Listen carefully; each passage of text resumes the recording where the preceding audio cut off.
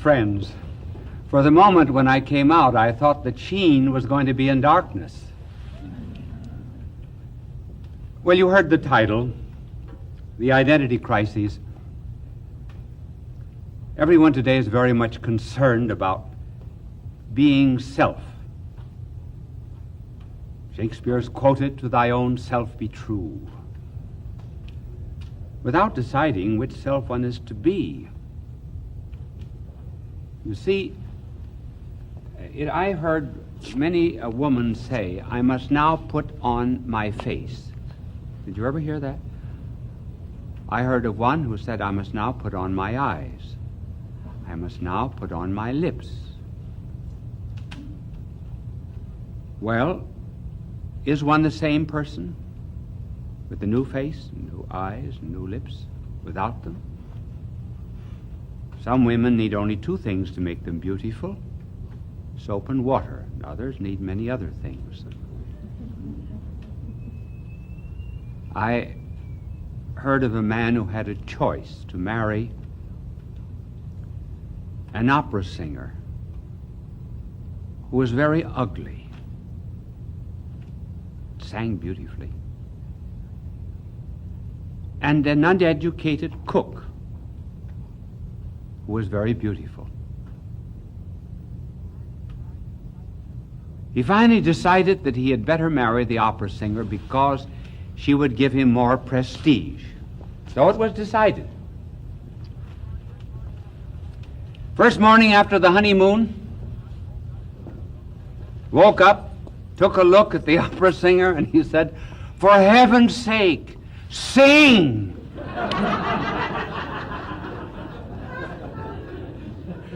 See, he had a problem, too, of the identity crisis.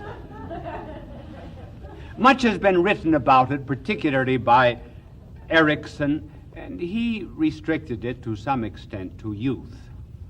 But it is not a phenomenon that belongs to youth alone, this discovery of self. The young indeed have it because the young people do have a terrible crisis. A young person reaches an age where he wants to be himself. He separates from parents. I want to be an individual.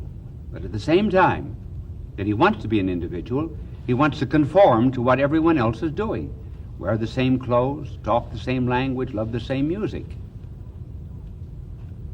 But old people have the crisis, too, of discovering which is self. The difference between the young and the old in an identity crisis is that the old in the identity crisis look back to deny the past and responsibility, and the young look to the future and deny the responsibility of the future. So both of them have trouble. Now I'm going to give you three kinds of identity crises. The point is, and this is the reason we've chosen this telecast, is one must be careful in seeking identity to discover which self one really is. And I think that today I will ask my angel to leave all the writing on the blackboard, unless I change my mind, so that you can see the three. The first kind of crisis is this, where a person wears the mask but has no face.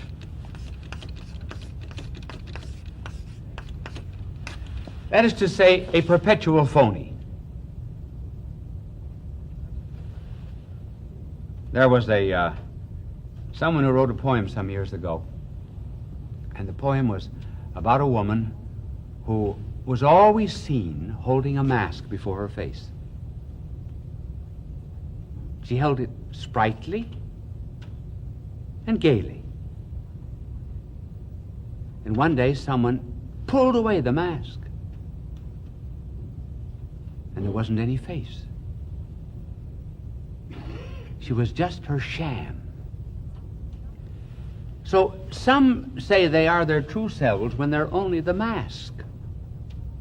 Take, for example, an alcoholic. An alcoholic is completely identified with his alcohol. He will say, well, this is my nature.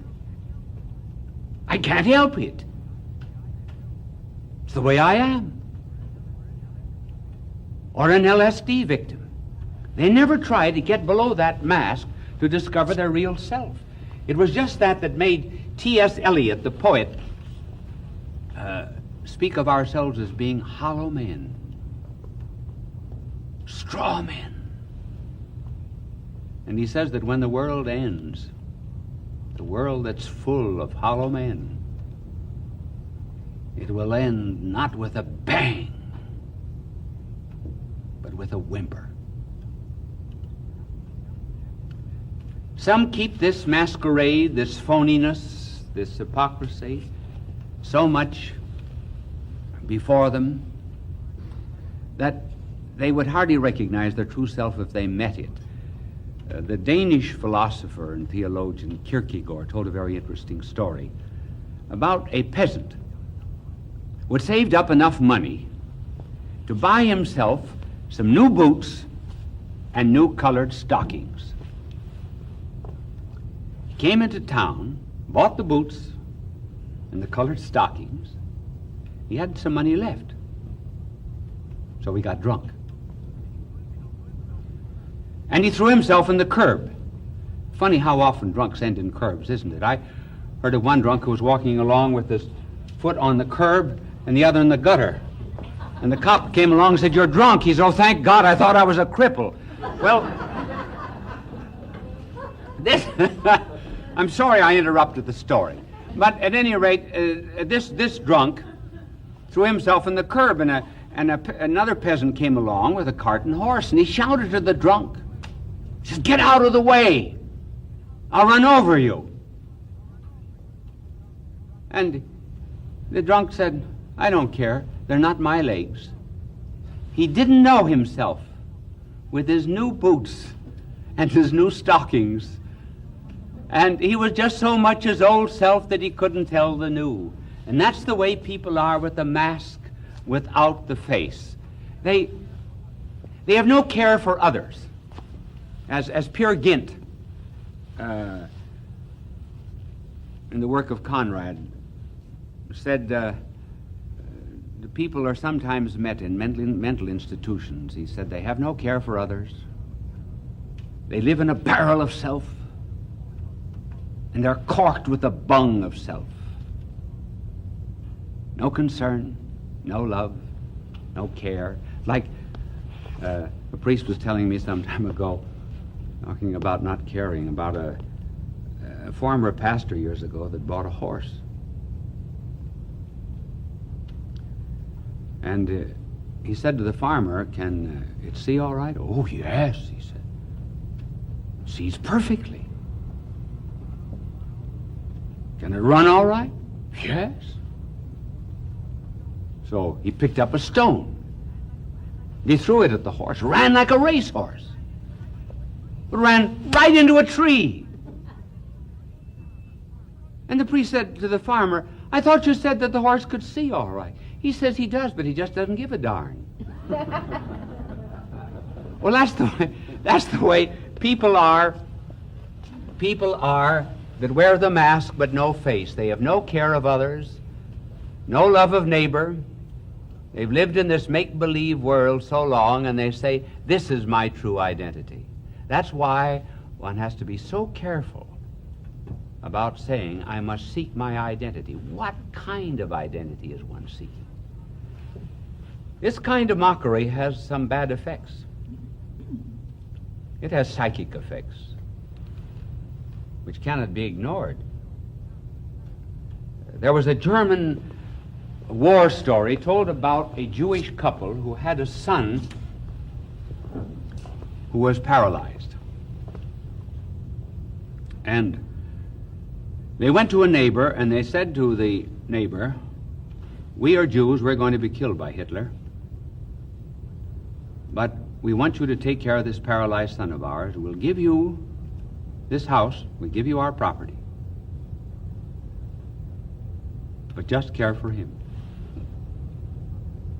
The neighbor promised to do it.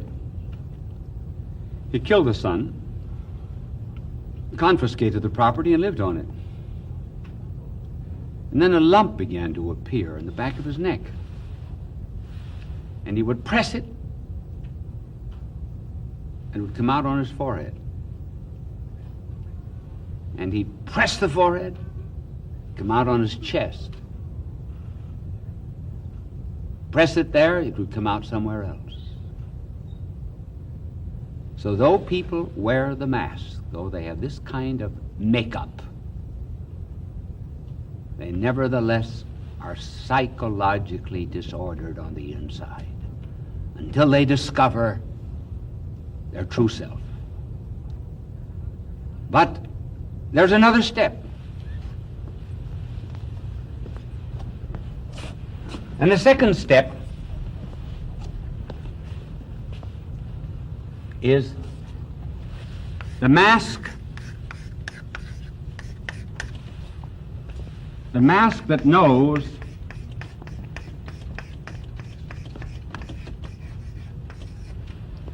it has a face,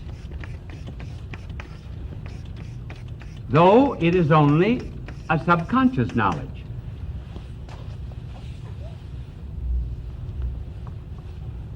See how good my angel is? He doesn't erase today. Remember other times I could go there and write something and immediately he would clean it. Have you ever been able to figure out why he doesn't erase some days? I'm not telling him. The angels are much wiser than men. And they're much wiser than anyone on a television show, too. Well, there's the mask that knows it has a face. I suppose a good example of this kind of identity crisis would be a woman who comes home from a ball, a dance. I didn't mean ball in the modern sense of the word. Dance, and she's been in evening clothes, has on jewels, and her hair was well adorned, and her eyes, maybe her eyelashes made long, and so on and so forth. She comes home, the dance is over, and she sits before the mirror, looks at herself. Maybe she says, I'm beautiful. This is the real me. That's the bad grammar, but that's what she might say. This is the real I. If she were a school teacher, she would say, or came from Boston.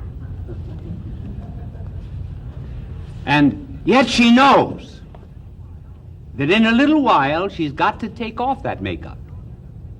She knows there's a face under that. Maybe she'll put on another kind of face. I heard of a woman who put on so much cold cream and oil that she slid out of bed every night.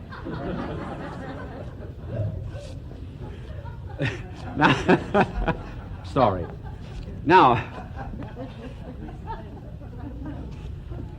people that are in this state have not discovered their true identity. They suffer from a tension and a pull and a duality between what they seem to be and what they really are. And they know that the mask and the face are not the same. They know the way they appear to others is not the way they are on the inside. Now, what's Freud's explanation of that tension and that anxiety? Well, Freud says people are anxious and unhappy because they wanted to do something and were afraid to do it. Remember his language about the id and the superego? The id, or the instincts and so forth. The id wants to do something and the superego says, no one crushed it, and they became very anxious. That's not the real reason. People have a tension, people of this kind, have a tension not because they wanted to do something and didn't do it, but because they did something and wish they hadn't, which is very, very different. Now let me give you an example of that. Because this is particularly common, this attitude, among the young.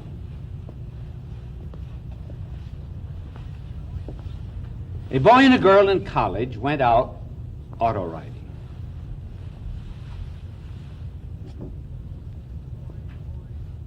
And the boy was telling the girl,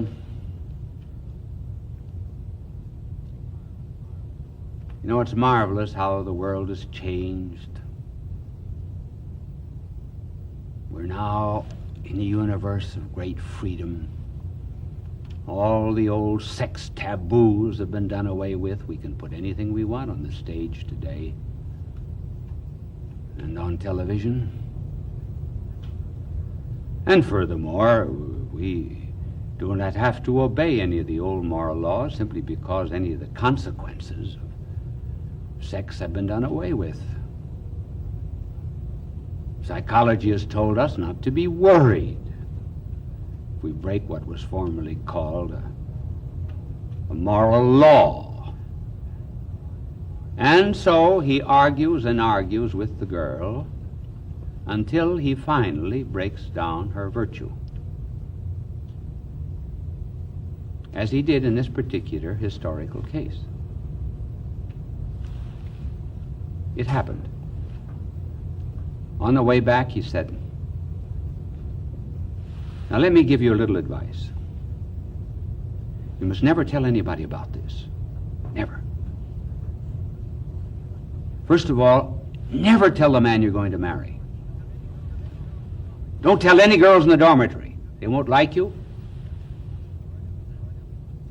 or they'll be suspicious of you, or they'll tell other boys, and then you'll just become common property among all of them. Then watch yourself. Look out for venereal diseases. All changed. Why did he say one thing on the way out and another thing on the way back?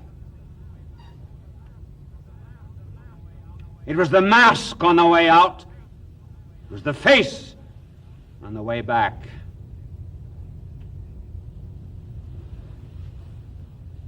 So people know they have a mask, even when they deny it. And young people, college people at this age will sometimes become very aggressive in defense of the mask. And particularly against parents, when the parents correct them. They become very angry, much more angry than they should, and the reason is they're afraid of exposure. What are the parents going to do, tear off this mask?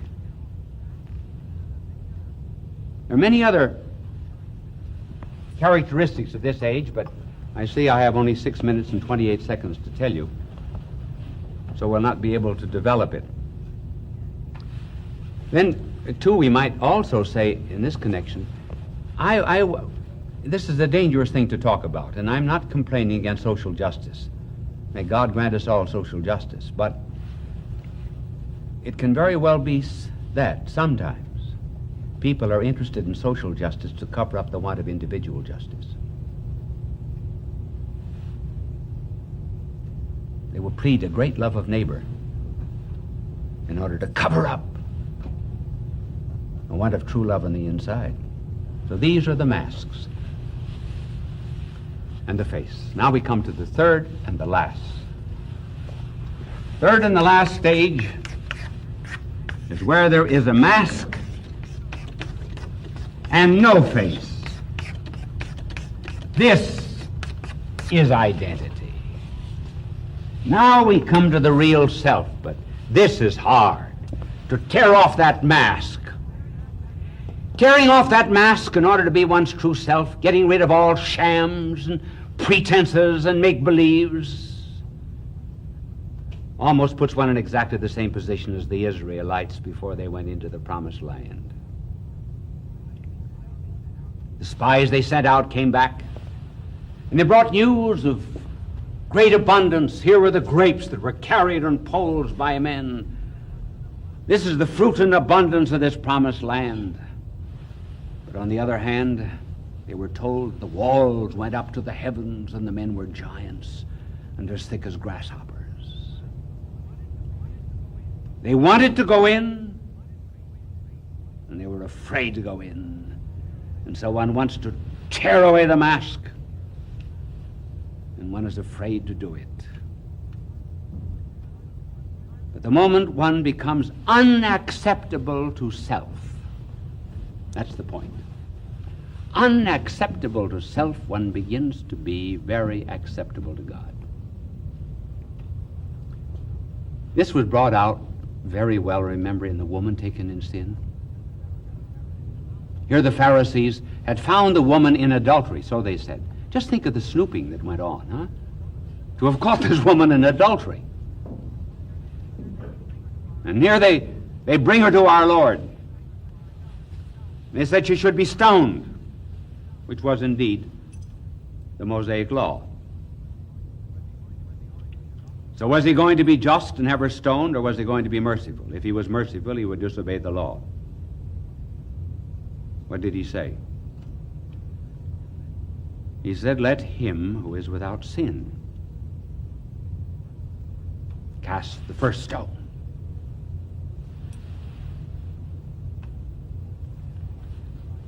And he began to write. What we wrote, we do not know. But he looked at them. I think he looked at one of them through the mask, and he wrote the word thief. Looked at another, wrote the word murderer. Looked at another, tore off the mask, and wrote adulterer. And they left. They left one by one, beginning with the eldest. That's interesting. It was the older men who first tore off the masks, not the young. The old are more convertible, evidently. The old have passed through so much sham, they're ready to get rid of it. And then he said to the woman, woman, where are they that accuse thee? She said, they are not here, my Lord. And he said, neither will I. Neither will I accuse thee. So her mask was torn away, and so was their mask.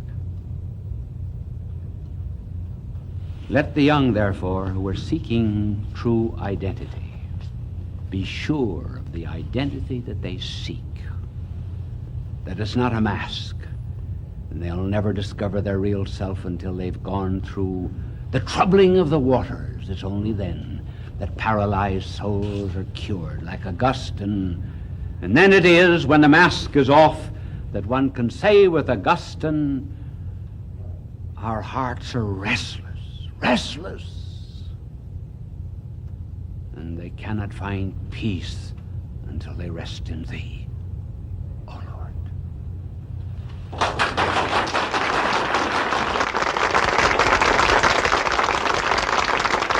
Bishop Sheen will return in a moment.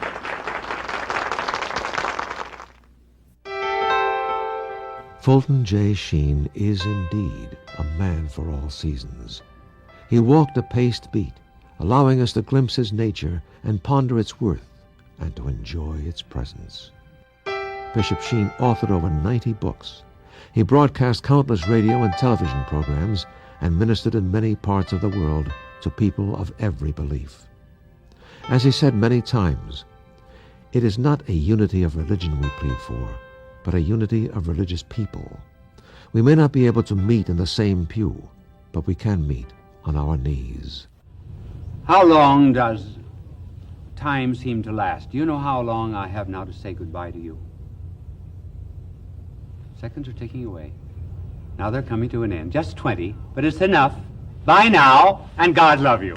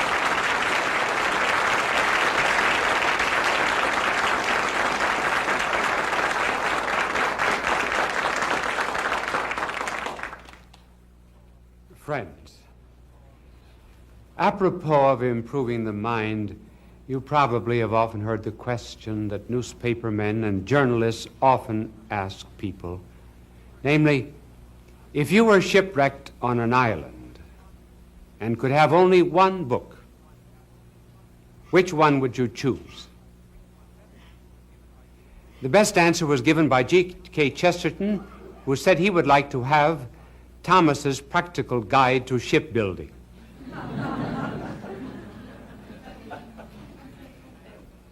I heard of a man who had been reading so very much about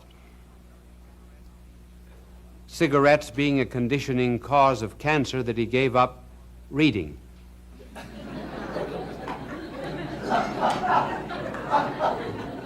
John, that was a second late. And there was a college boy who wrote home to his father, said, Dad, I'm going to save you a little money this year. You will not have to buy any more books for me. I've decided to take over last year's courses. One day some horsemen were crossing the desert, and they stopped at an oasis for a drink. And a voice out of nowhere spoke to them and said, fill your pockets with pebbles. Tomorrow you will be sad and glad. They obeyed the voice, and they filled their pockets with pebbles. And the next morning when they awoke, put their hands in their pockets, they found that the pebbles had turned into diamonds and rubies and emeralds of the most precious kind. They were glad, but they were also sad. They were glad that they had turned into jewels. They were sad that they had not taken more.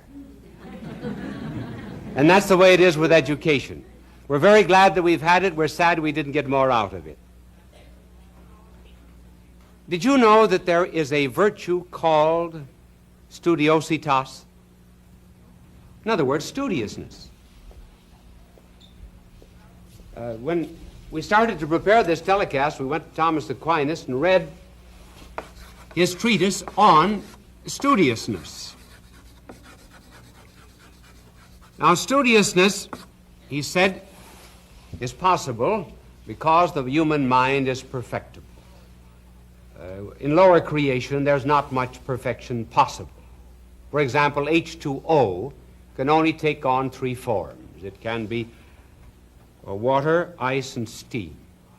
Plants have greater variety, greater adaptability to temperature, to seasons, and the like. And animals have still more capacity for perfection due to their ability to move from place to place. Man has the greatest of all. Man, on account of his spiritual capacities of intellect and will, is able to get the whole universe into his own head. He therefore is a kind of a little world, a microcosmos. And due even to grace, he can change his nature. He can cease to be a creature and begin to become even a child of God. Now, studiousness is related, I wonder if you could guess the virtue to which that is related. Temperance. Temperance, because Thomas Aquinas says we have three great passions and urges and inclinations. One is to eat. The other is sex. And the other is for knowing. Everybody's curious, men just as well as women. That's the reason we hate to have secrets kept from us. We were made to know. Now, these three urges can become abnormal. Food can become gluttony, sex can become adultery, and knowing can become crime, pride.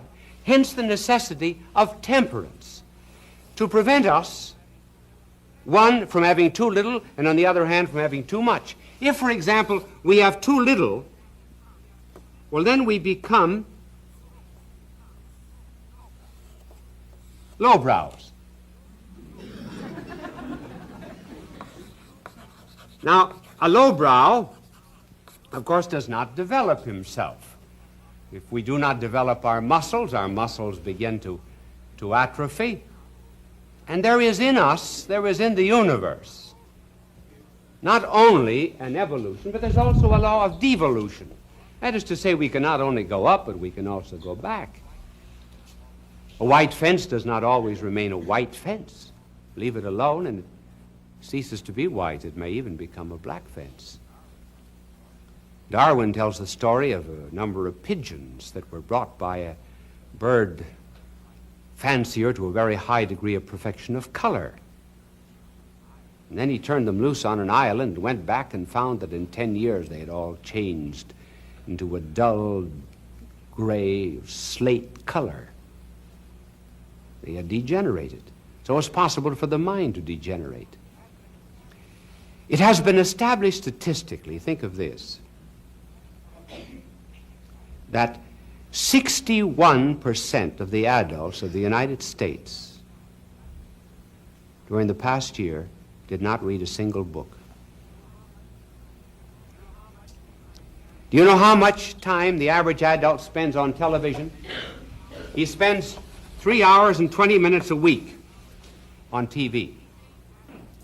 These same adults, 50% of these same adults that spend 3 hours and 20 minutes before TV, 50% of them had not read a magazine article during the year. 25% of college students had not read a book the year after graduation. Something wrong with education when it does not inculcate a desire for learning.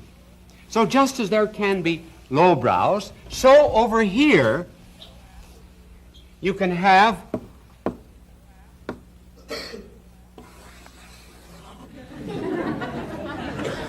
eyebrows. His learning always exceeds his knowledge. Now, a highbrow's knowledge is generally due to over-specialization, or rather his knowledge tends to over-specialization. He concentrates on just one thing and interprets everything in terms of that one specialty. His knowledge is not universal. I heard of a young man who had finished medicine. He went home to his father, who was a doctor in a small town, took care of all kinds of diseases. And the young son doctor said to his father, he said, "Dad," he said, "you know, we learned in medical school that this is an age of specialization. And he said, you get nowhere today unless you specialize in something, and I've decided to specialize in the nose." And the father said, "Which nostril?"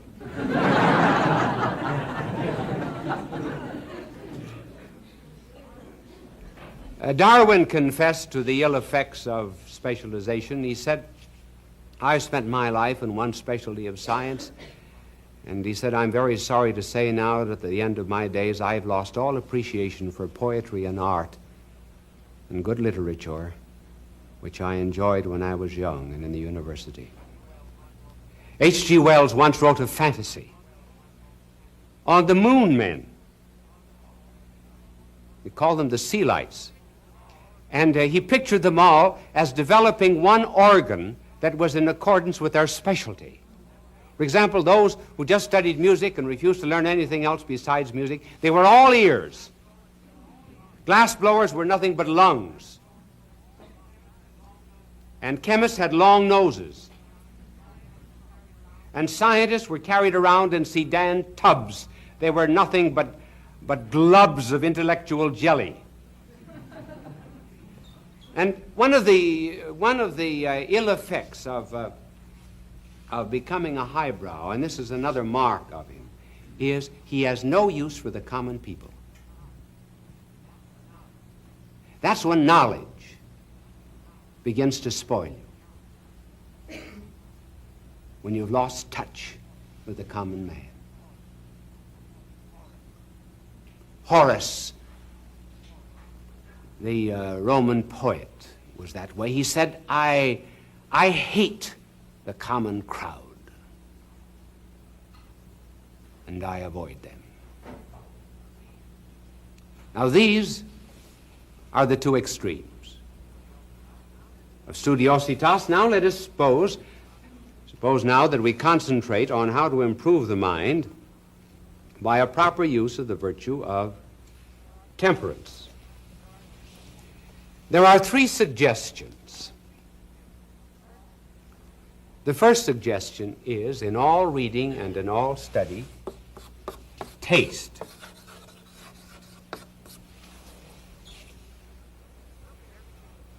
Look at everything you read as you might look at a lollipop. Hold it on a stick. See what flavor it has. Maybe it's not worth reading. Just think, we are full of hygiene laws. We have individual cups for drinking and so forth. And we're protected. If anything gets on our cranberries, we'll not eat them.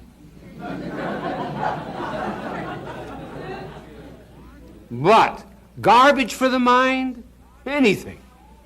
We'll pour in all the filth that we please. As one publisher said when someone brought him a very good novel, he said, I know, he said, this is a marvelous novel, but this year we're looking for trash. So you taste. Now, there are some things that are, once you taste them, you see, well, they're not worth bothering with. Too much. They're all right as a taste, recreational reading. Take, for example, an exclusive diet of novels and TV. When people just sit glued to a TV drama in which emotions are provoked and evoked, the emotions of love and hate and jealousy and fear and dread and anxiety and so forth, as we turn over the pages of the novel, we become more and more stirred. And as we listen to the Westerner and we see that man with the white hat on, and there are 50,000 bullets are shot through that white hat, all the black hats, they're knocked everywhere, but that white hat never comes off his head. And you become so full of dread that maybe someday that man's going to lose his white hat. What would happen to the world? And what are all these emotions directed against? Fictitious characters. A book. Paper. Why can't you see that after a while our emotions are like the spring on a screen door? Pulled and pulled so often that after a while it loses all of its resiliency. And then later on in life, there come real objects and problems toward which the emotions of love and hate and anger and justice and so forth should be aroused. But they become so jaded, so exhausted, so emasculated by being pulled at artificially that they're no longer aroused. And that is why in the face of social injustices, dishonesties, affecting one industry after another and politics, we remain cold. Our emotional life is gone. That's one of the evil effects of too steady a diet. And students, when they go to colleges, should only taste certain courses.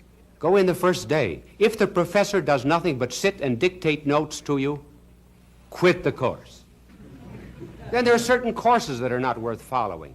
Statistics of the year. They'll be useless next year. Some courses on sociology. You could get more out of a book in a hammock in an hour than you can out of a course of that kind in 6 months. Taste them. If you do not like them, throw them aside. Then next, chew.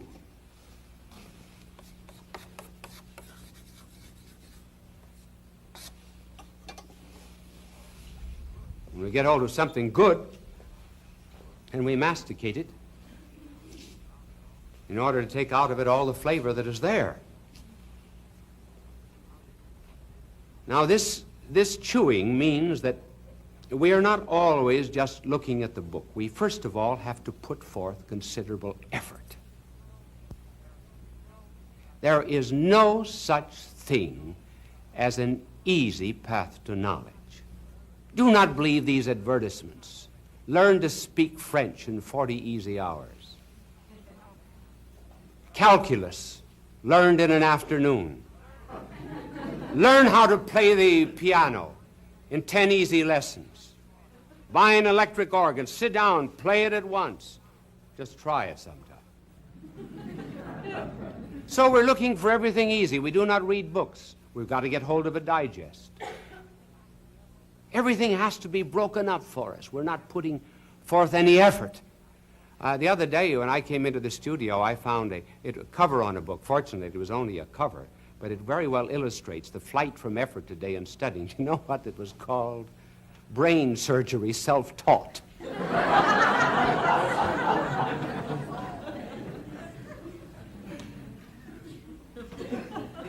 So we are not, therefore, always to be looking at the book. We have to get away from it and meditate on it.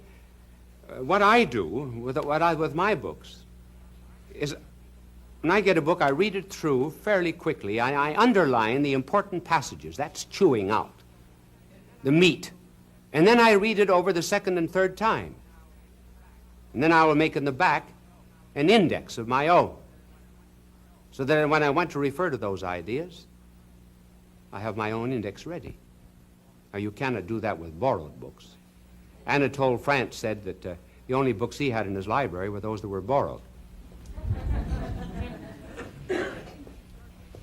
Then the third way to improve your mind is to digest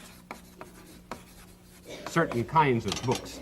Now, digest does not mean a summary. When there is such a thing as digestion, there is a flow of the food and nutrient value into flesh, into blood, into bones, and into the brain.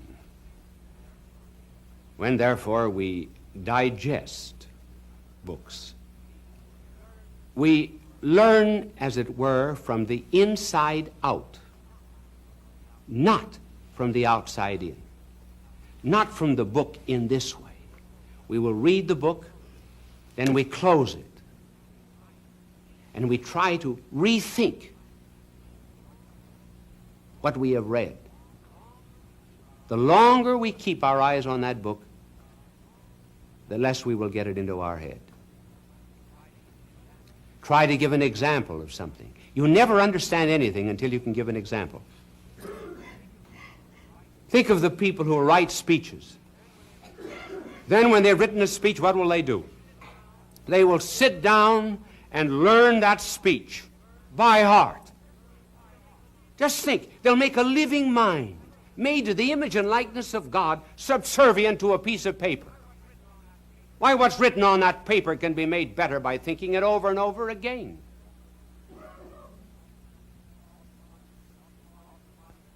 It's often wondered how I can get up here and talk for a half hour and not use an idiot card or a teleprompter.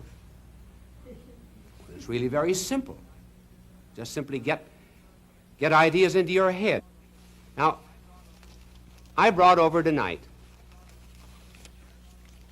there is the telecast of tonight, right there on that yellow paper. It's written in flesh and blood and inside out. Now, I've got pyramid here. The reason I'm not touching on pyramids and on quiz shows is because I don't have time. But I don't get nervous about it, you see. I remember once asking Cardinal Mercier, when I left the University of Louvain in Belgium, I said, I may have to teach someday. What's the best way to teach? He says, tear up your notes at the end of every year. And I did that for 25 years. You have eyes, and I have eyes. But the light is not in our eyes. The light is outside of us. We have the same eyes at night as we have in the day. We cannot see at night because we lack the additional light of the sun. And so, too, for the understanding of many things, we have to appeal to the light that is outside of us, namely the light of God. That is one of the reasons why I have in my house, I've got about 8,000 books. Our house is only 25 feet wide, and so I've got them everywhere. Now, this library here is the simulation of my own study.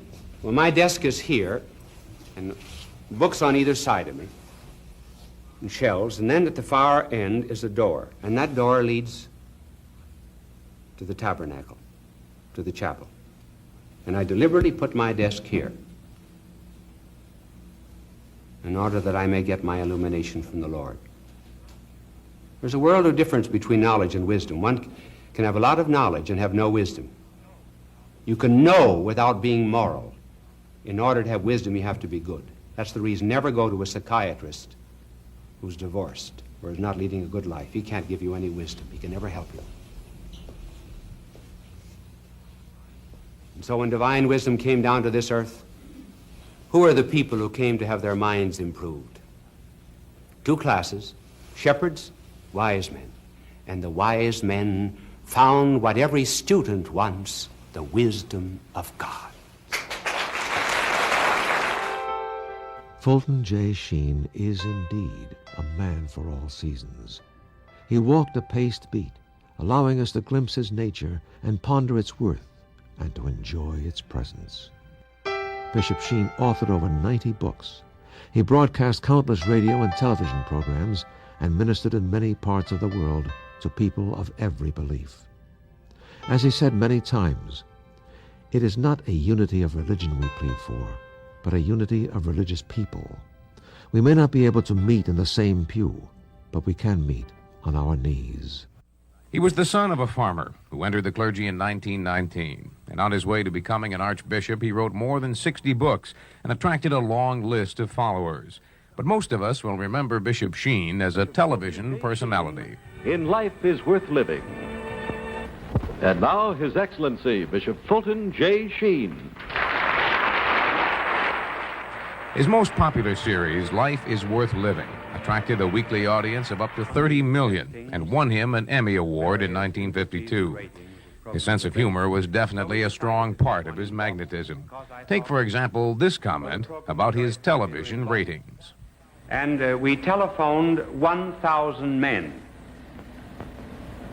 And we asked the question, what are you listening to? 994 answered, my wife. In 1966, Sheen arrived in Rochester to succeed the Reverend James Carney as bishop of the local diocese. Names such as Gordon Howe, Vincent Toffany, and Lieutenant Governor Malcolm Wilson were there to greet him. At his very first local news conference, he talked about his appointment. I have been responsible for keeping and helping 800 dioceses in the world. Now I will be responsible for one, but I'll be much more responsible.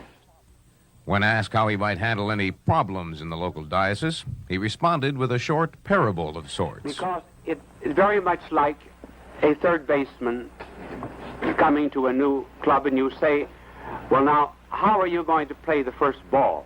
He will say, well, it all depends upon how it's hit.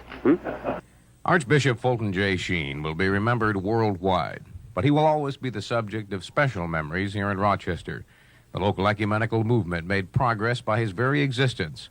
Because of his international reputation, Catholic and non-Catholic alike claimed him as their own. No one could ask for a more fitting epitaph.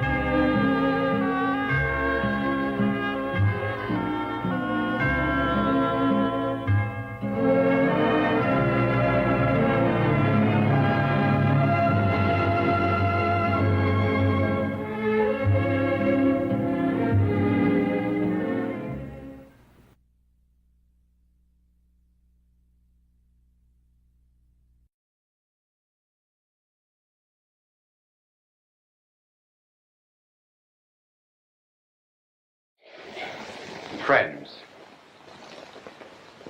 since our subject this evening is women who do not fail, perhaps we are entitled to tell the oldest story in the world about women and against them.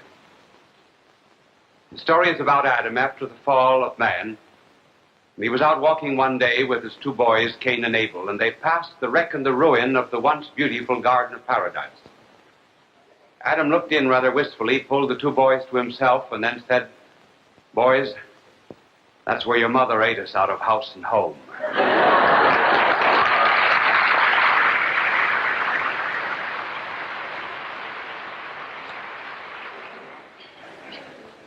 Then as the centuries went on, man found it rather difficult to be without a woman. G.K. Chesterton could hardly keep an engagement without his wife. One time he sent a telegram to her that read, "I'm in Manchester, dear, where ought I be?"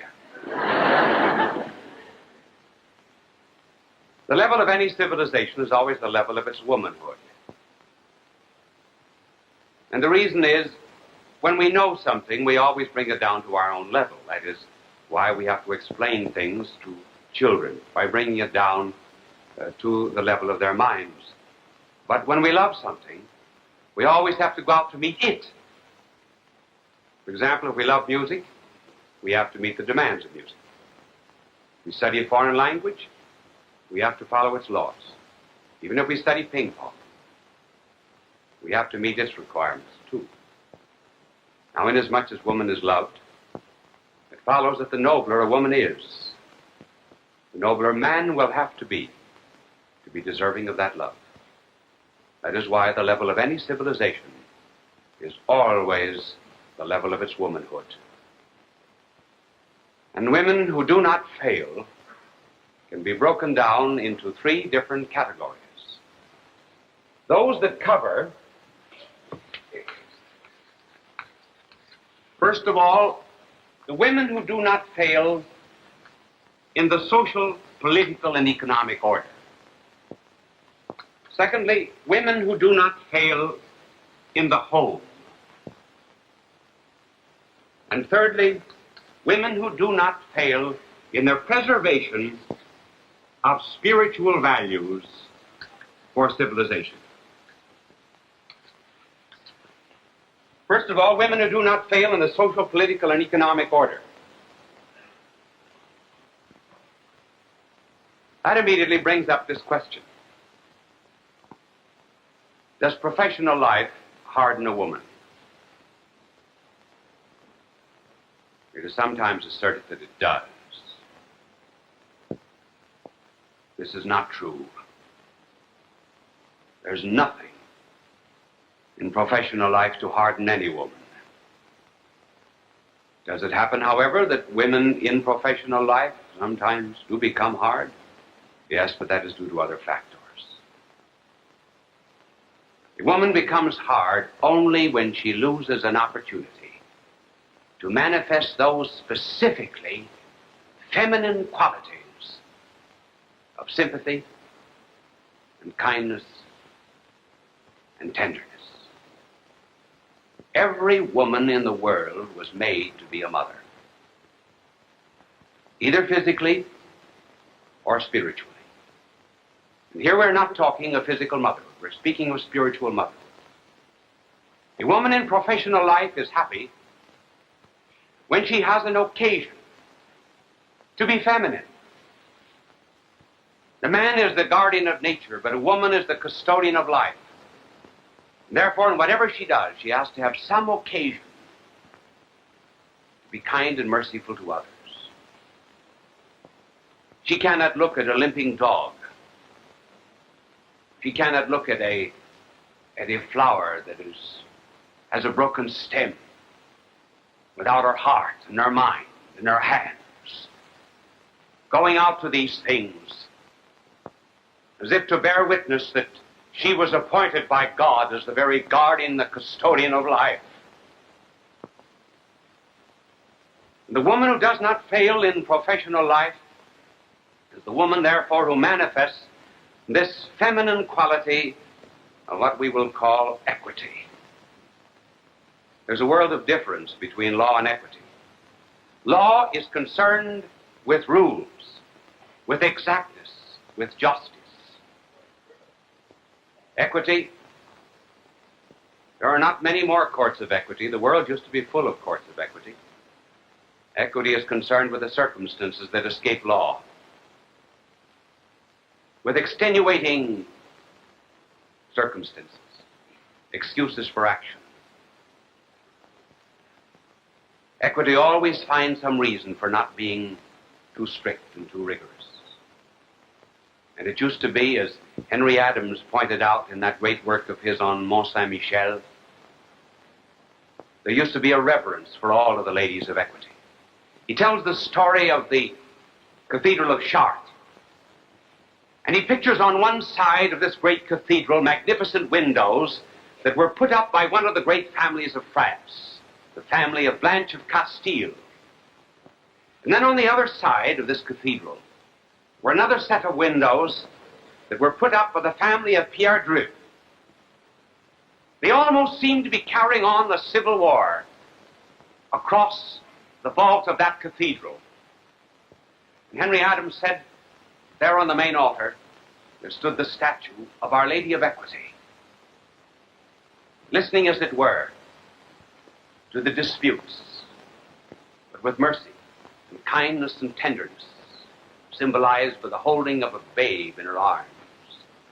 She was reconciling the conflicting parties.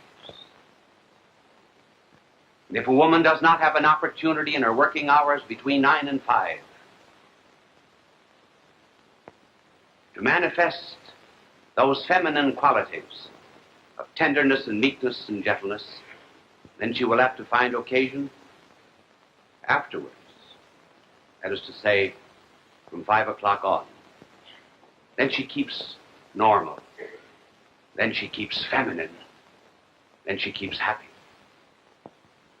I was thinking the other day why we have such a very happy office.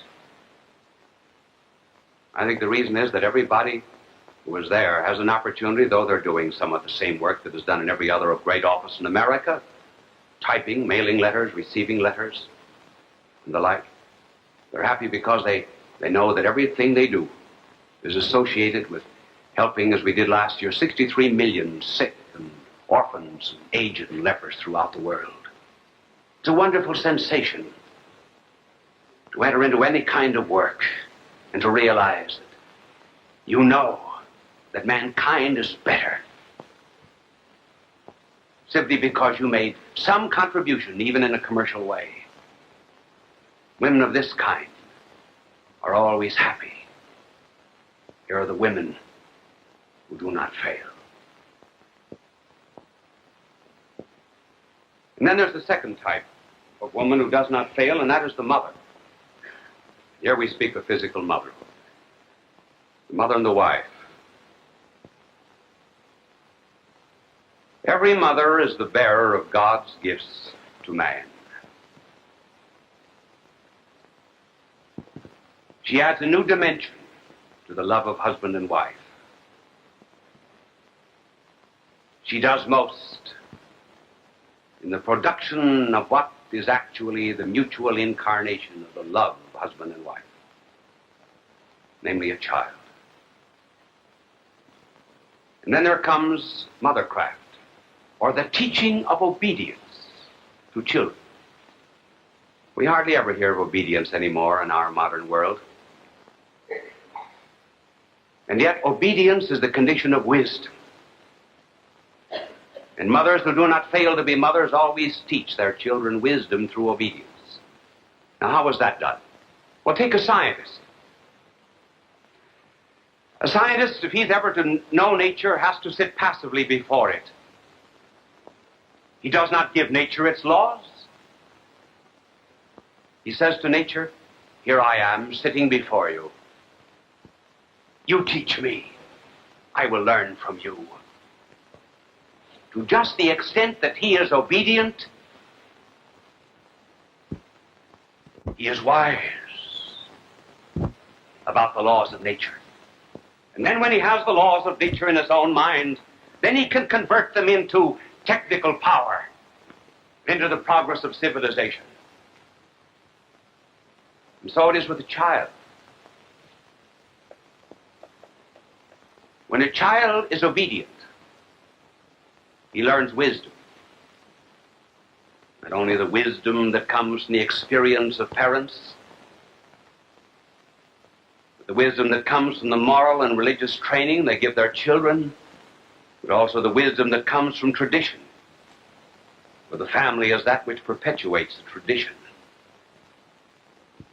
When the child has finally acquired that wisdom by obedience,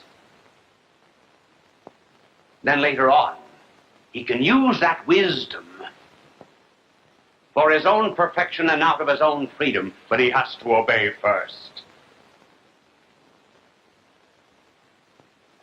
And the real mother who does not fail is in relationship to her child like a wheat field is in relationship to a grain of wheat. That grain of wheat is normal. It's sane. Why? Because it's rooted. It's fixed in tradition. It's in communion with the earth and communion with the sun and the stars and the rain. And if you take that grain of wheat out of that field before it is ripe, it acquires an independence which is its death. And so it is with a child. When a child is uprooted from the wisdom and the tradition and the love and the obedience of a home, the child is like that grain of wheat that has been pulled up, unripe. And he begins to acquire an importance which actually he does not have, because he's not yet ripe. He's not yet wise with obedience.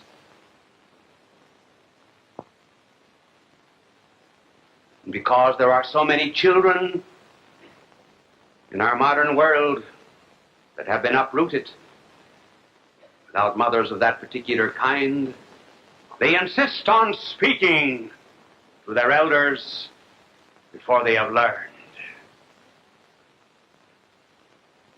They are asked to speak on international and social problems before they have learned that great wisdom that comes from obedience and a knowledge of tradition.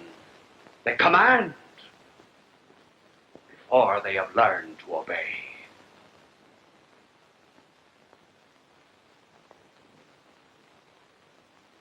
The mother who does not fail,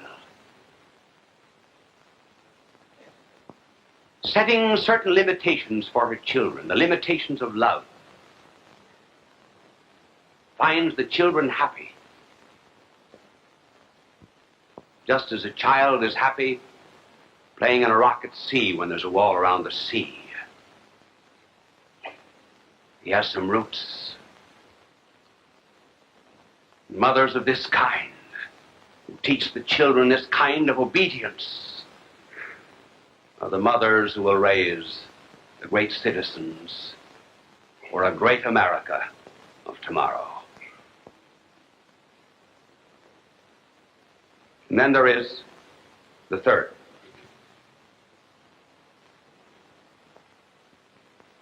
And they are the women who preserve the great spiritual values for civilization. It is rather difficult to tell precisely everyone in a complete way just what they do for the world. But there must be someone in the world, some women, who will preserve ideals, so that there will always be ideals to which every man can look when he loves a woman. And they are those women who dedicate and consecrate themselves in virginal lives to the love of God. They are like soldiers. Who does most to preserve patriotism in a nation? It is not the politician who talks about the country. It is not the dramatist who writes about it. Those who do most to preserve the ideals of patriotism in a nation are the soldiers on battlefields who are prepared to die if need be, in order to manifest to other citizens that other values are unnecessary, that other values are unimportant compared to the great love of country.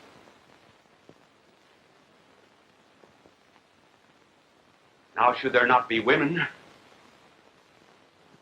who will do for love what soldiers do for patriotism?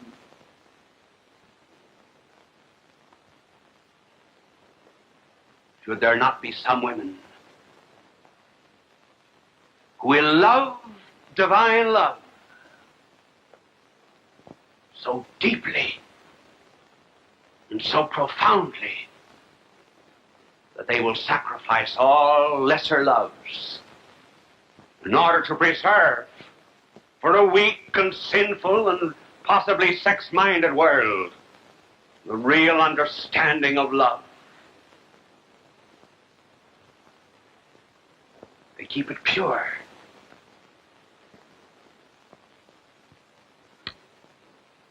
We can readily understand why any young woman, for example, should love a human heart that decays.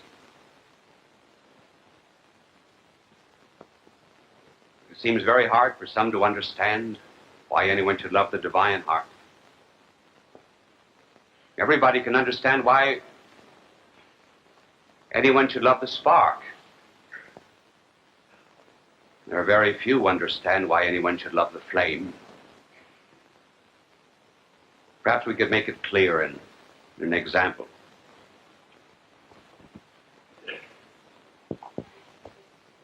Here's a rose.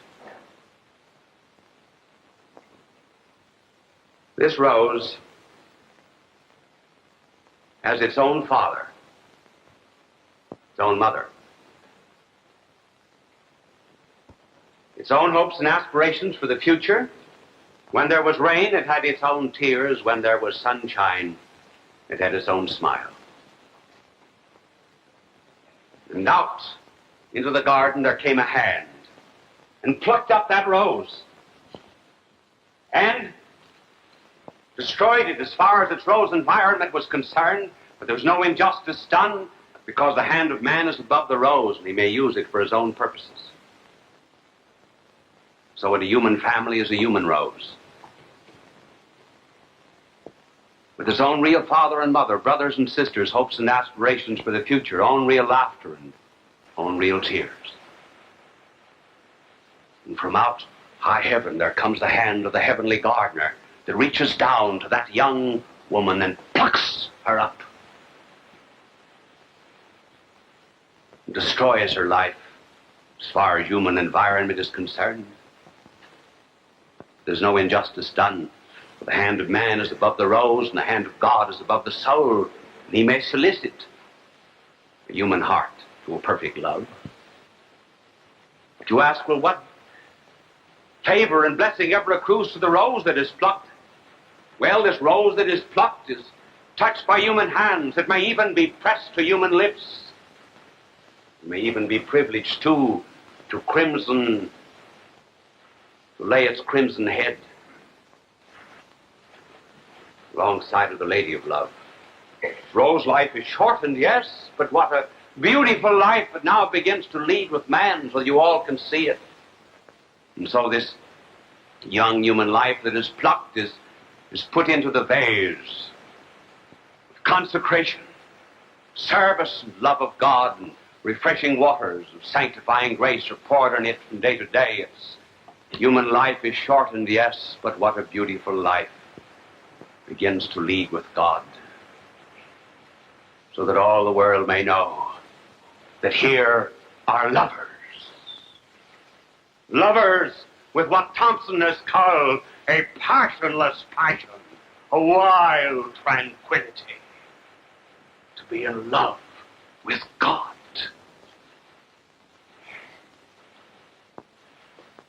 These are the women who do not fail. And it is interesting, if you ever noticed it, that in the great crises, the greatest crisis that ever faced the life of our blessed Lord, there were many instances of men failing, but there was not a single instance of a woman failing. Peter denied. Judas blistered his lips with a kiss. As regards women, some women solaced him on the way to Calvary. A woman made her way into Pilate's courtroom to plead his case. A woman wiped his face on the road to Calvary and became known as Veronicon, the true image. And then at the foot of the cross, there were 3 women. Their names were the same. Their names, Mary. Mary Magdalene, Mary of Cleophas, Mary of Nazareth, the mother of the Savior. They are the 3 women we described. They symbolize the 3. Mary Magdalene. The woman symbolizes those that takes hold of the tangled skeins of a seemingly wrecked and ruined life and weaves out of it the beautiful tapestry of saintliness and holiness, and therefore the type of woman who goes into the political, economic, and social order and regenerates the downtrodden and heals the wounds of those who are sick of heart. And then there was Mary of Cleophas, the mother of James, the mother who taught obedience to a son, and obedience that was such, but he became obedient even to the wisdom that was the word. And then finally there was Mary the contemplative, who left the lights and glamours of the world for the shades and shadows of the cross, where saints are made. These are the women who do not fail, and we salute them, we toast them, not as the modern woman, once our superior, now our equal, but we toast them as the great women who never fail. The women who were closest to the cross on Good Friday and first at the tomb on Easter morn.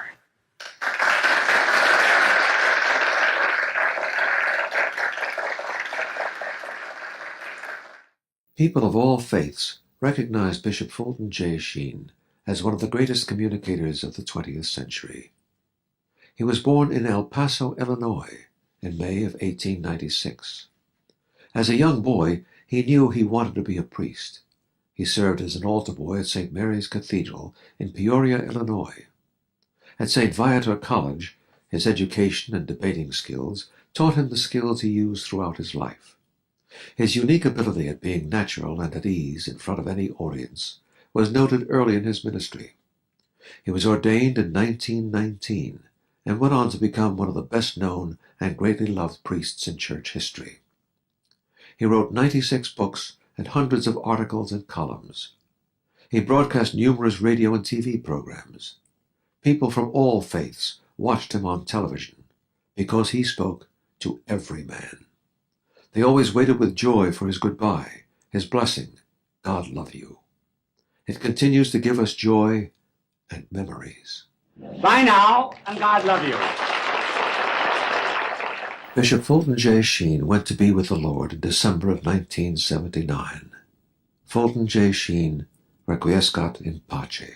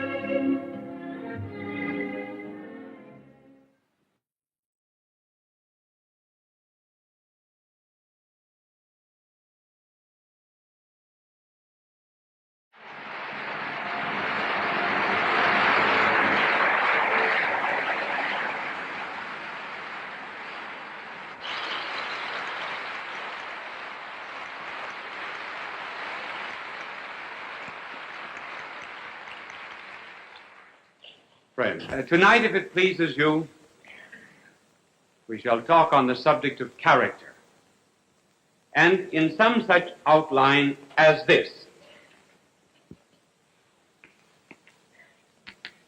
First of all, we will speak of the possibility of developing and changing a character, and secondly, the rules for developing a character, either in ourselves or others. First rule is character is in the will, not in the intellect. Secondly, as regards others, look for the best. That is to say, in others. Third rule, look for the worst in ourselves. First of all, the possibility of character. I believe every single person in the world has just a certain amount of energy, and some are much more richly endowed than others with it. If we use an example from physics, we might say that certain people, for example, have what might be called 10 ergs of energy. They have just that much. And then others have 20, and others have 50 ergs of energy. The result is that they're able to go in the direction of goodness, and they're able to go in the direction of evil, too, with much greater rapidity and energy than others. And this energy, as I say, is not the same in every human being. I think that possibly any sinner is capable of being a great saint. And any saint is also capable of being a great sinner. Now let us give an example here of how this energy works. We say, first of all, some have little energy, and they go in the direction, call this goodness. They have 10 units of energy here, and they only go in this much, either toward goodness or toward evil. Others have 20, and they go much more, either in the direction of goodness or the direction of evil. So that a person who has a great tendency toward evil can completely change and become very good, particularly with the grace of God. I believe that Lenin, who did so much to establish communism in Russia, just barely missed by a hair's breadth of becoming a St. Francis of Assisi. If he had only gone in the other direction, the direction of goodness, instead of the direction of revolution and hate, he would have been a great saint. And if St. Francis of Assisi had gone in the opposite direction, as he had gone in the direction of virtue, he would have been a Lenin. The secret, therefore, of character development is the realization of this power that there is in each and every one of us, for good and for evil. The monasteries, the religious houses, the places of asceticism throughout the world have in them actual saints, but potential devils. Any one of those persons, because they have so much character, if they ever let themselves go in the direction of pride, lust, or avarice, would become very vicious. And the penitentiaries are filled with individuals who have this great energy. And if someone could only lay hold of it and make them take the high road instead of the low, they would be our saints and our heroes and our great patriots. The point that I want to make is there's nothing wrong with passion and energy and strength, so long as it is properly channeled. Notice that our divine Lord, for example, when he wished to make a great apostle, laid hold of a bigot. Paul was one of the greatest bigots that ever lived. And only he who could ever hate like a Saul could ever love like a Paul. Our blessed Lord never extinguished, for example, the passions of a Magdalene. Only someone who was as vicious and as evil as Magdalene could ever become as virtuous as Magdalene. She has been called the 13th apostle. Her life has been such an inspiration in bringing men to goodness. Now, though some of us do not have as much energy than others, let us not forget that a person with only 10 units of natural energy can surpass a person with 100 units of natural energy if he calls upon God for an added source of energy, which God will give him on certain conditions. Then we can overcome all of the defects of our nature. And that power or energy of God is given freely, gratis. That is why it is called grace. Which brings us now to the rules for character development. One of the first rules of character training is to remember that character is in the will and not in the intellect. The intellect, or the brains, or the mind, is the seat of knowledge. The will is the seat of choices, loves, motives, and responsibilities. Almost all of education today is directed to the communication of knowledge and not to the development of character. It is the mind that is changed, that is trained, rather than the will that is developed. And every decision that we make, every deed that we perform, almost every word that we say, goes into the making of our character, either for good or evil. You remember seeing icicles form? And a drop would fall upon the tiny little icicle and add to its substance and its quantity, and then more drops. And if the drops that fell were pure, the icicle itself would be pure. If the drops that fell were soiled and dirty, the icicle itself would be dirty. And so it is with character. All of our decisions pour down into its making. And if they're good acts, we turn out to be a good character. If they are evil, we turn out to be unhappy and frustrated and full of anxieties and fears. This will of ours is really the only thing in the world that is our own. God can take anything else away from us. He could take away our health, any wealth or possessions that we might have. The one thing that he leaves us, always our own,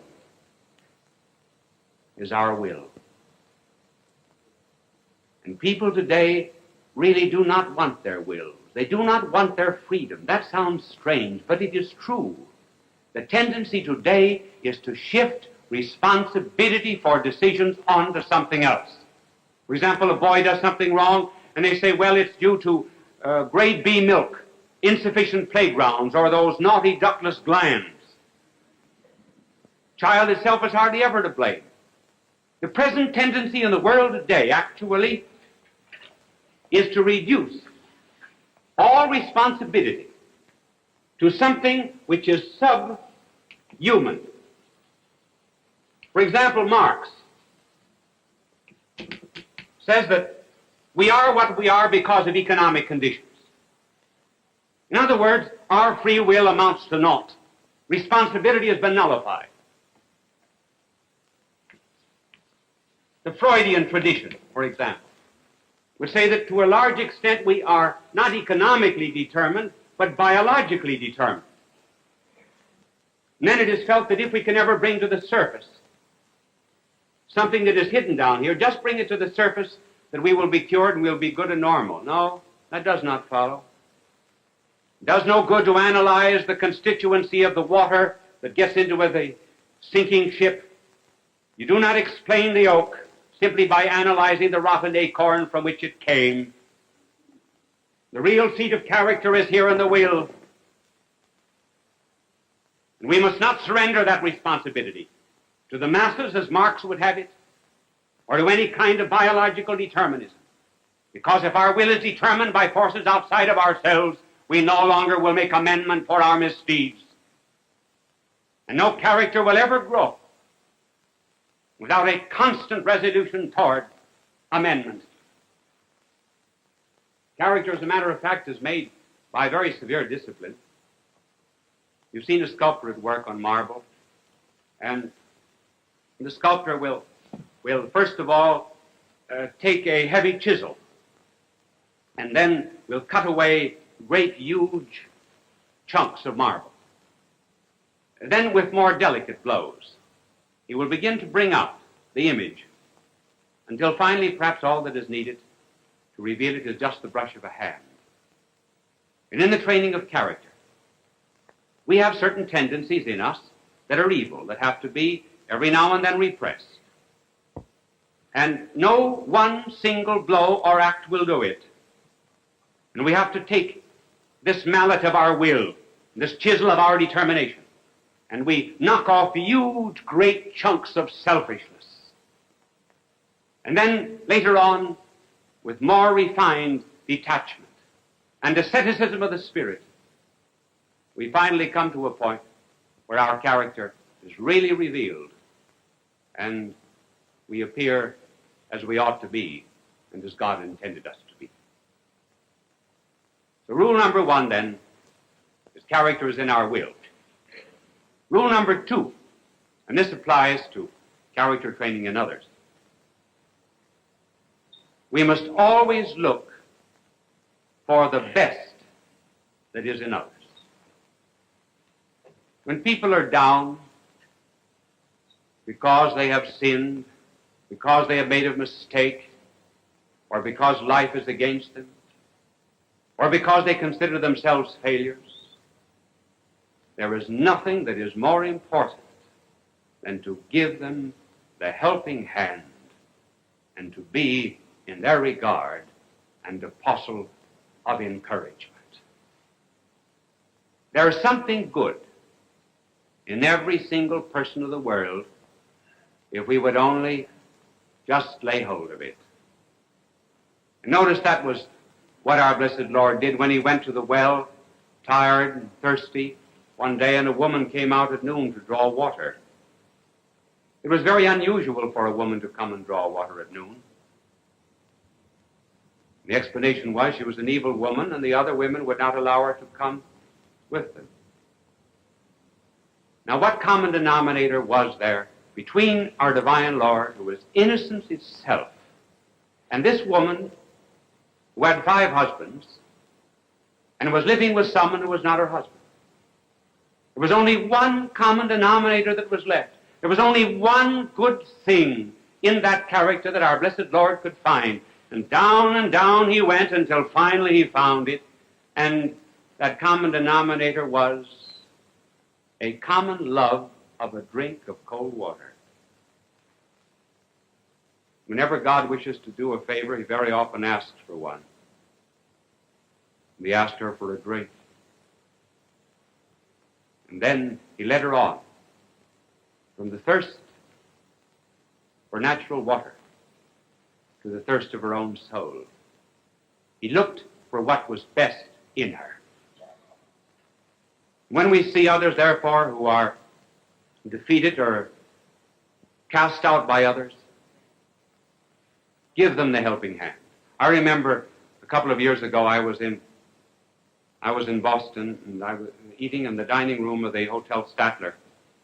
And at noon I looked up and I saw 2 shoeshine boys that were leaning on a great purple curtain that was at the entrance of the dining room.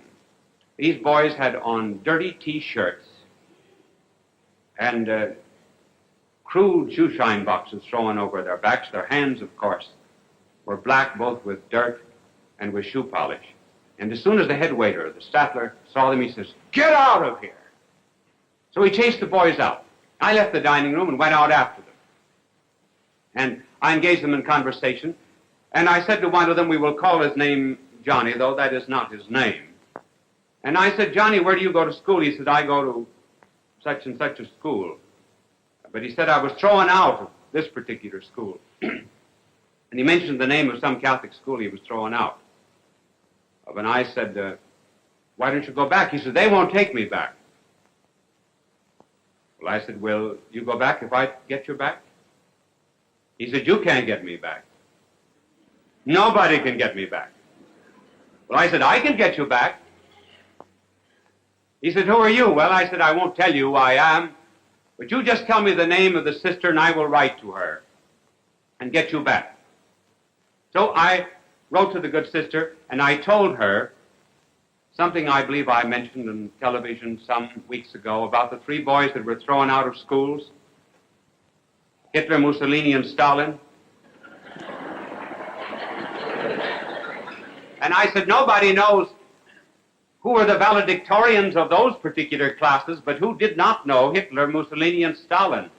And I'm sure that the educators wish that they could take back those boys again. So why not take back Johnny and give him another chance? I see Johnny every now and then. He's a very, very fine young fellow, and, well, so very good I will not even talk about it now over the air, except to tell you that in all things we look for the best that is in other people. Remember when St. Paul went to the hill of the Areopagus in Athens? Here he was to meet the senators of Greece. And on the way up to this hill, everywhere he passed statues of pagan deities. St. Paul knew that he could never win over those senators with the higher life that he was preaching unless he found some common denominator with them. Look for something that was good in their lives. And when he addressed them, he did not give them an harangue about all of their pagan statues. Rather, he said, gentlemen, I perceive that you are religious. For I saw on the streets, your streets, a statue to the unknown God. That God whom you know not is the God whom I preach to you. It was the only thing that St. Paul could find, and yet it was all that he needed. And so, in dealing with other characters, find something that is good, like the poor street cleaner that died, and everyone abused him. He said he was unfaithful to his wife, and he was an alcoholic, and he was dishonest, and everything else. And one man looking around for a common denominator and for the good things said, I know all of those things, but he said he did sweep clean around the corners. And there must be in every single life some good little detail like that we can begin with and use it as the stepping stone for character formation. And finally, the last rule.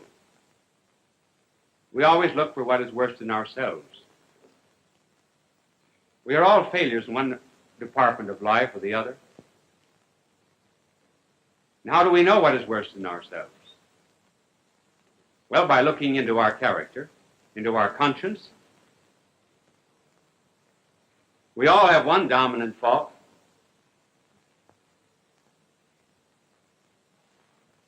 The 7 pallbearers of character, or the 7 dominant faults, are easy enough to analyze.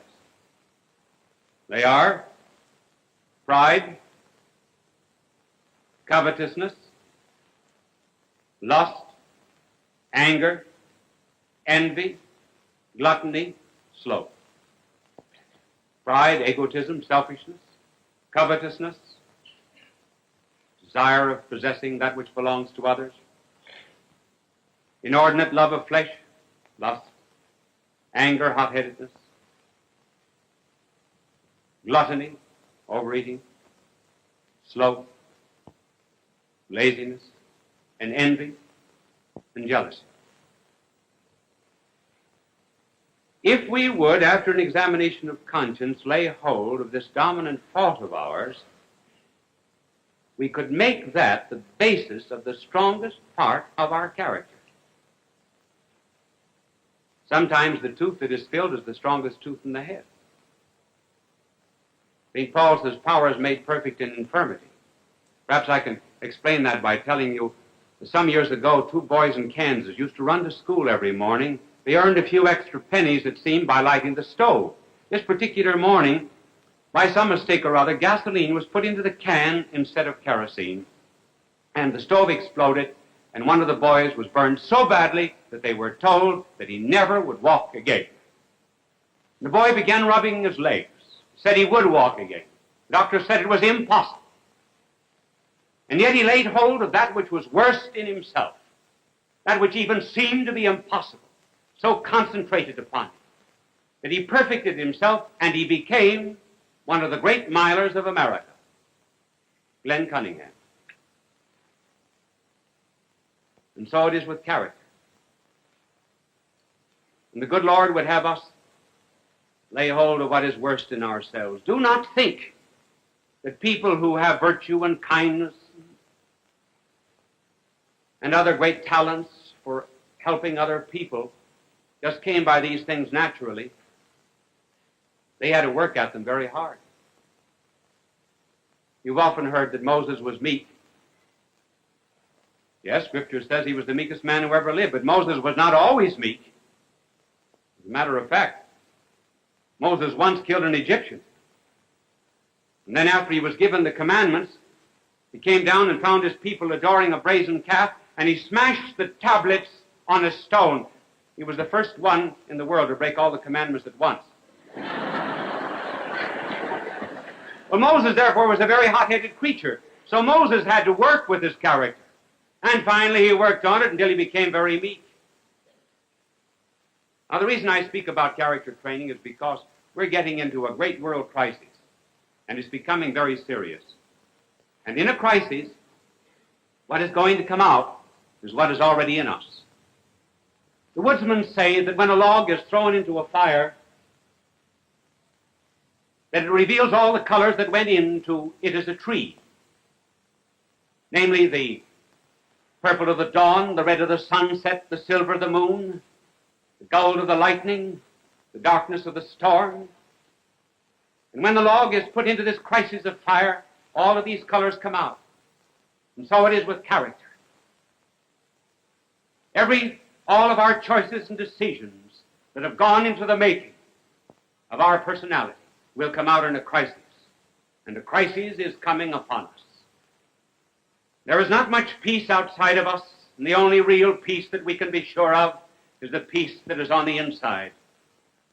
And when we are building our character, we need some model on the outside, someone with justice and mercy and goodness and a spirit of sacrifice will inspire us to tear off these chunks of selfishness that we may be like unto him. For as he said, I have given you an example. May all the American characters begin to emerge now under the grace of God. As we continue to be a great nation, loving one another in a spirit of charity, loving God who made us and blessed us. God love you.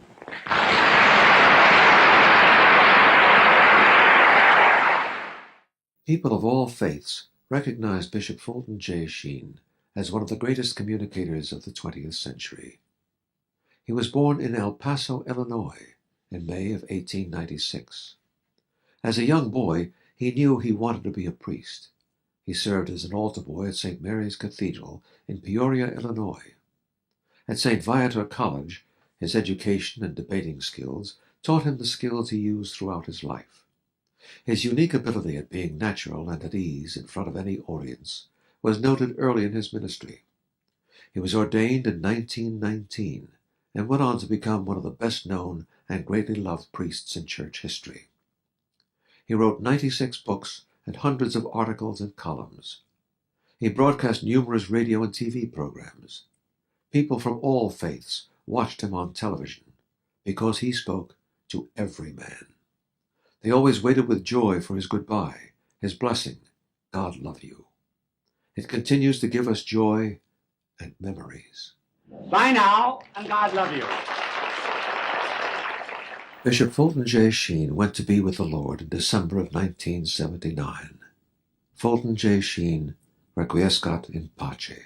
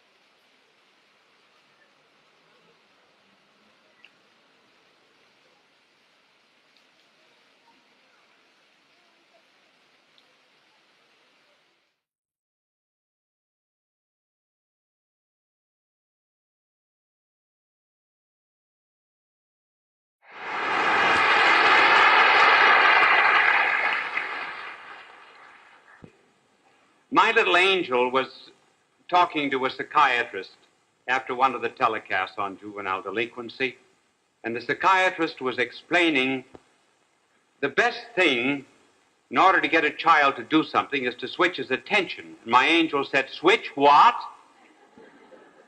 Everything in the American home, you know, is controlled by a switch except children.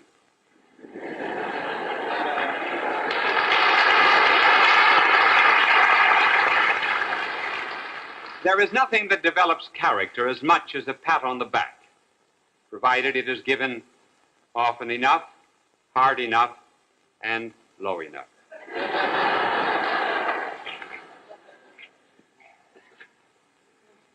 We were to say something. I was looking to see where the lights were. Do you mind turning this red light around here so I can see it? That's right. Thank you very much. I get so nervous when I can't see these lights.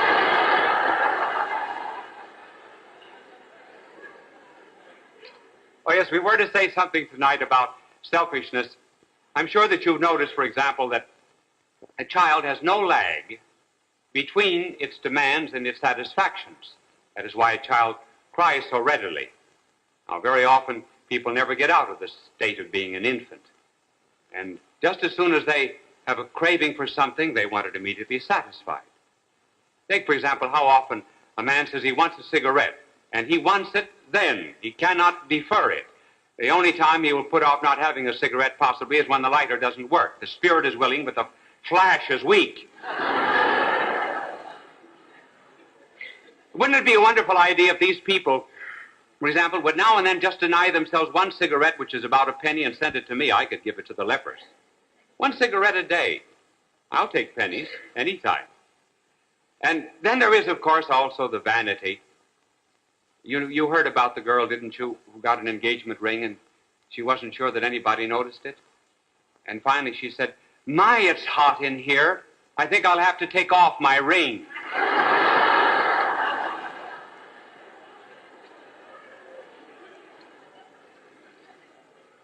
Then there is the boasting. Is it true? I do not know, but it is said that people from Texas boast a great deal. Well, they have a good reason to boast, but it seems as if this particular Texan was talking to someone from Boston, and he was speaking about the siege of the Alamo, and he says, just think of it. He says, one man alone stood off invading armies. And the man from Boston said, well, have you ever heard of Paul Revere? The Texan says, isn't he the man that ran for help?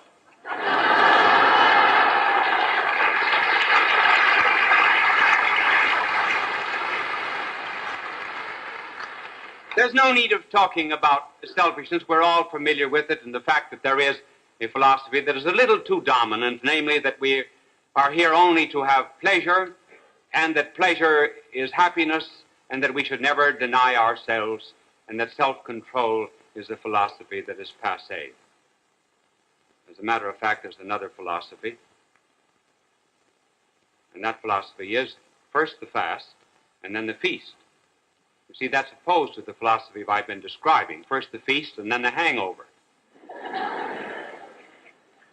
The hangover is the moaning after the night before.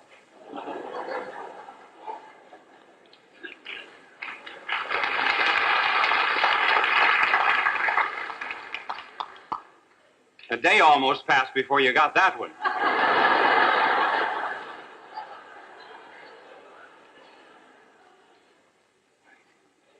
In addition to this philosophy of being other-possessed, there is the philosophy of self-possession. Many people are other-possessed. They may be possessed by some passion, may be possessed, for example, by alcoholism or some evil habit. That means that just as soon as the stimulus is presented, they immediately succumb. Now, there is another philosophy, which is the philosophy of self-possession, in which one is captain and master of his own fate and destiny. And personality is so centered, so controlled, that one is able to stand off this invading army.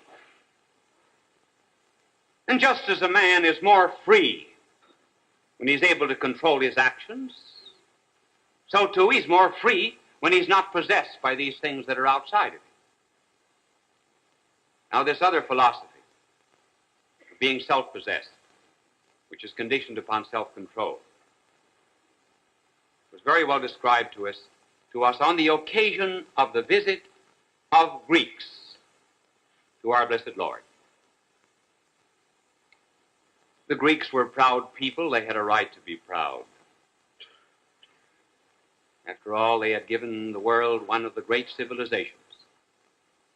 But they were a people that, while not completely devoted to this philosophy of self-expression and license, nevertheless believed that love should never reach a point where it becomes loss. Their philosophy was that of the golden mean. No great extremes. And these Greeks came to our blessed Lord, but not directly. They came first of all to one of the apostles, Philip. He had a Greek name. It means lover of horses. And then Philip went to Andrew, who had a Greek name that meant manly. Wasn't it interesting that the Greeks found the only two apostles that had Greek names? Or, you know, somebody was telling me before the show that she was worried to death whenever I walked backward that I might trip. See? And so they came to Philip and Andrew and asked to see our blessed Lord. Now, what did they want from our Lord? They said they wanted to see Jesus. We do not know what they wanted, but I think we can guess. And I'm just guessing. I believe the Greeks said this. We notice that enemies are multiplying. We foresee that you are going to die. It is a pity that a great teacher like you should die. Why not come with us to Athens? Athens, the city of the sages, the city of the wise men. We have killed only one of our great teachers, and we have regretted it ever since. We gave the hemlock juice to our wise Socrates, and our hearts have been ashamed of it since that day. But if you come with us, maybe you can found a state such as thrived with Solon. With this great wisdom that we have heard, possibly you can found a school of peripatetics such as Aristotle and Plato had. Maybe you can revive the Greek drama. Once more produce some of the dramatic wisdom that came from the mouth of an Aeschylus and a Sophocles. In any case, do not die. Live. Come with us and teach. That is what the Greeks might have said. Now, the reason we say they might have said that is because of the answer of our Lord. He said, unless the seed falling to the ground die, it remaineth alone. But if it dies, it bringeth forth much fruit. If anyone would save his life, he must lose it. In other words, our Lord was saying to the Greeks, you do not want me to stay here. You want me to save my life. I tell you that there are two things you can do with seed. You can consume it, or you can plant it. If you consume it, it gives you momentary pleasure. If you plant it, it suffers, it's crucified, it is buried in the earth, but it multiplies unto new life. Let me tell you that I have already called myself the seed. I have come into this world not to live. I have come in it to die. Death was a stumbling block to your Socrates. It interrupted his teaching. But death is the goal of my life. It is the gold that I am seeking. I am the only one who ever lived a life backwards. I have come to die like that seed. And just as you have admiration for a man who might willingly surrender his life in order to save a fellow man from drowning, so I have come here to die in order to save humanity. I am not just a man. I am a God as well as a man. I am not a teacher. That is why you invite me to Athens to teach. I am primarily a savior, a redeemer. You have heard possibly my Sermon on the Mount, and you boast that you would like to have wisdom like that preached again in Athens. Do you not know that there is a close and intimate relationship between the Mount of the Beatitudes and the Mount of Calvary? Do you not know that anyone who would preach in a Freudian world, blessed are the pure of heart, will see death? Do you not know that anyone in an atomic world who preaches blessed are the meek will be put to death? Do you not know that in a world of pleasure he who says blessed are those who mourn will no longer live? I have come to die, but no one takes my life away from me. I lay it down of myself. And let me tell you, Greeks, boast not that you would save my life, because within 12 months there will be inscribed over a gibbet on which I will be nailed the sentence of my death in Greek.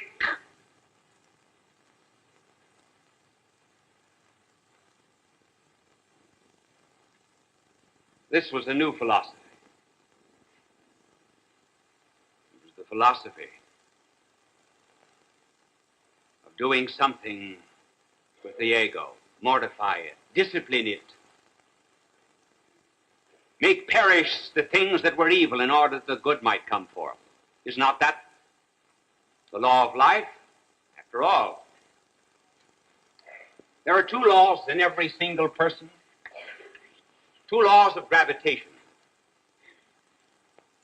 Because we have a spirit, I believe that we have also within us a gravitation that pulls us upwards, not downwards.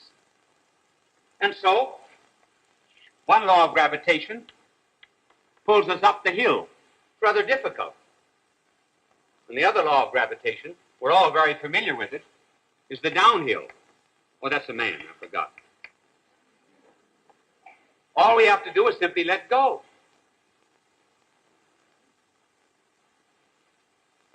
And we have therefore to discipline ourselves to die to that which is base, because not every instinct that we have is good and right. Some of our instincts go to excesses. For example, in possessing things, in carnality, and in pride, and in turning freedom into license. And because they do this, they all have to be disciplined. And that is not easy. Does not all nature suggest this? Just suppose that a violin string were made conscious, and when the violinist picked up the string, the violin, he began to tighten the strings. If that string were conscious, it would say, "Do not do this to me. This pains me. Can you not see that I am shrieking with pain?"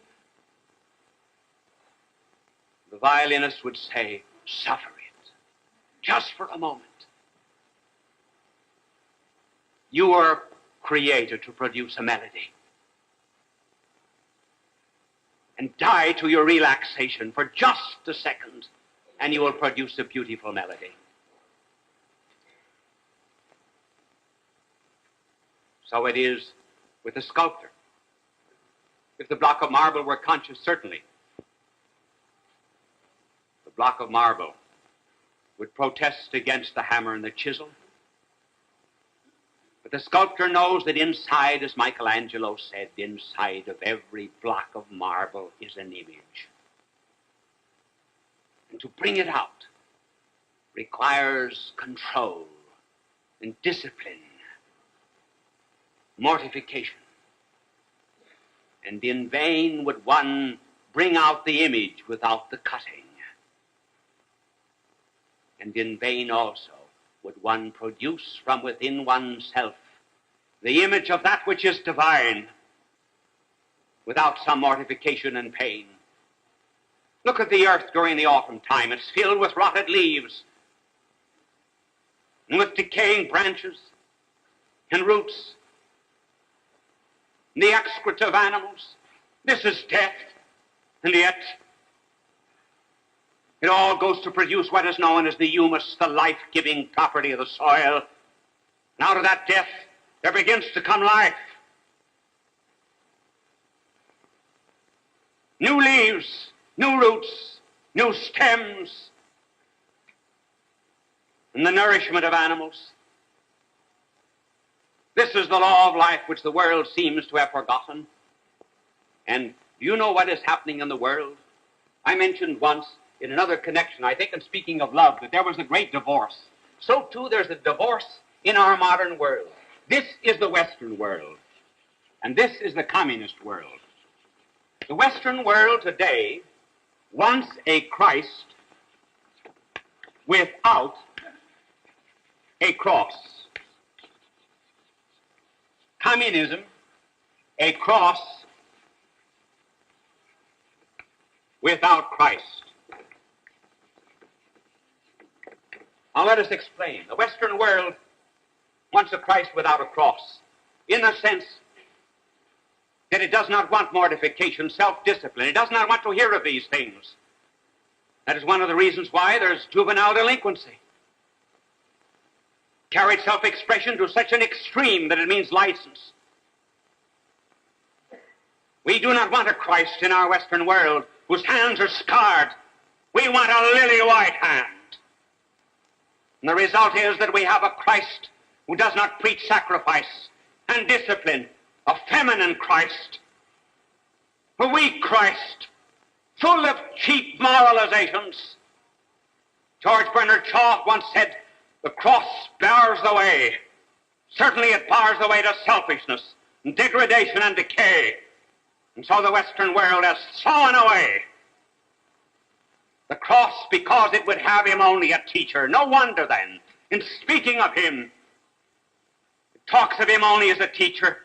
No wonder they equate him then with Buddha or Confucius or anyone else, if he's just a teacher, forgetting that he came primarily to die as a savior and to teach us how to be self-possessed, how to be men, how to resist the thing that drags us down, even to the beast.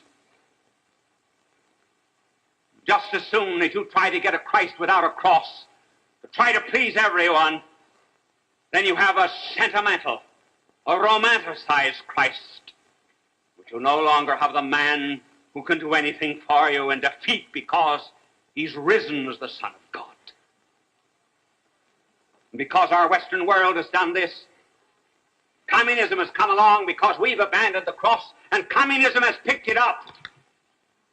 And so communism is preaching throughout the world self-discipline, self-control, make all kinds of sacrifices for the cause of communism.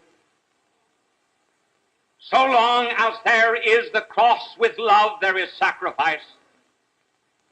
But just as you take Christ without the cross and you turn Christ into something feminine and sentimental, so once when you take the cross without Christ, you have not sacrifice, you have violence, hate, tyranny, Siberia, brainwashings, fifth columns, betrayals of nations, everything that's base and wicked in communism.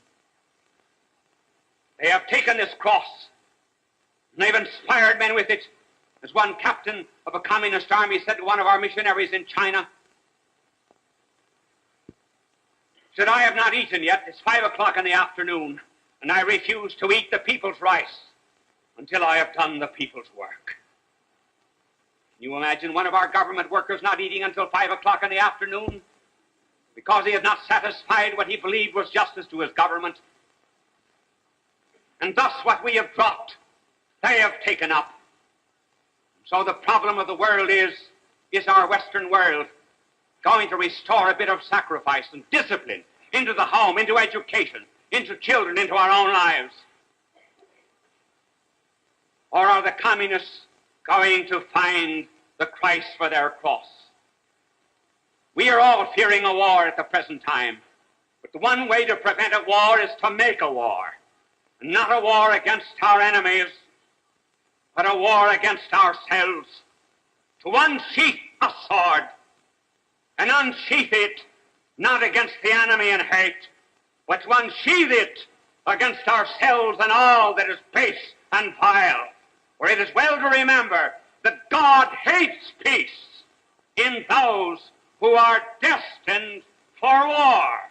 And so are we all. Bye now, and God love you.